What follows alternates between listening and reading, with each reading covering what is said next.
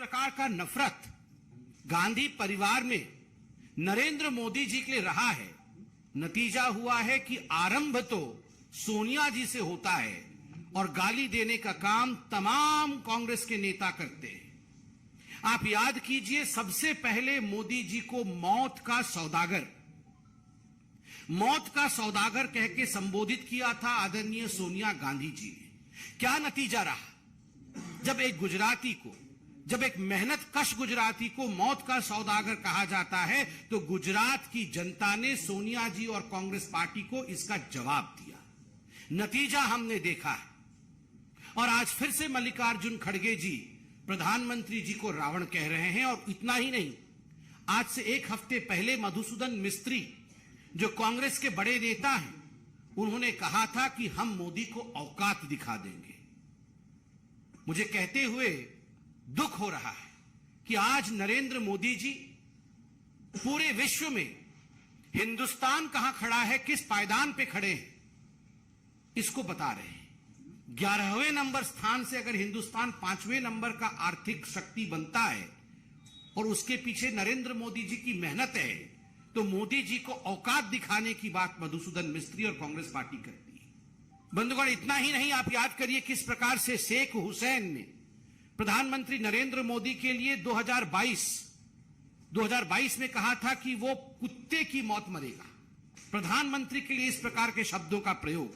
और सुबोधकांत सहाय ने कहा था हिटलर की मौत मरेगा मोदी। आप सोच के देखिए किस प्रकार की कामना कांग्रेस पार्टी की रही है। केवल रावण नहीं, कुत्ते की मौत मरना, हिटलर की मौत मरना। अलका लांबा ने कहा था वो नालायक प्रधानमंत्री है। ठीक उसी प्रकार मोदी जी के लिए नाना पटोले ने कहा था कि मोदी को मार भी सकता हूं, कांग्रेस पार्टी के अध्यक्ष महाराष्ट्र के। इतना ही नहीं, राक्षस की तुलना एक बहुत बड़े नेता कांग्रेस पार्टी के पूर्व मंत्री उमंग सिंघार ने कहा था कि मोदी एक राक्षस है। तो वहीं दूसरे ने कहा था मोदी क्रूर प्रधानमंत्री है। और ये रणदीप सुरजेवाला है जिन्होंने कहा था कि मोदी एक क्रूर प्रधानमंत्री है। और रणदीप सुरजेवाला ने मोदी जी की कंपैरिजन बंदर से भी की थी।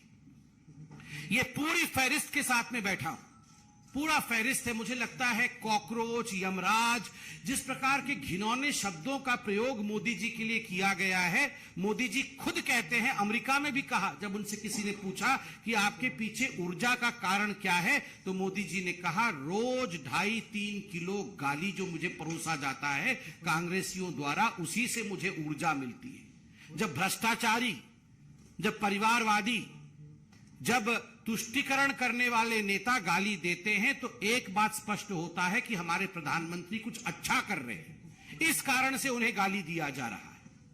टुकड़े टुकड़े गैंग जब ये प्रधानमंत्री को गाली देते हैं तो इसमें एक ही संदर्भ होता है कि प्रधानमंत्री देश को जुड़ा हुआ देखना चाहते हैं, इसीलिए जो देश को खंडित देखना चाहते हैं वो प्रधानमंत्री को गाली देने का काम कर रहे हैं। याद रखिए, प्रधानमंत्री नरेंद्र मोदी देश के प्रधानमंत्री, उनको रावण कहना, रावण का अर्थ होता है जो सत्य का अपहरण करता है।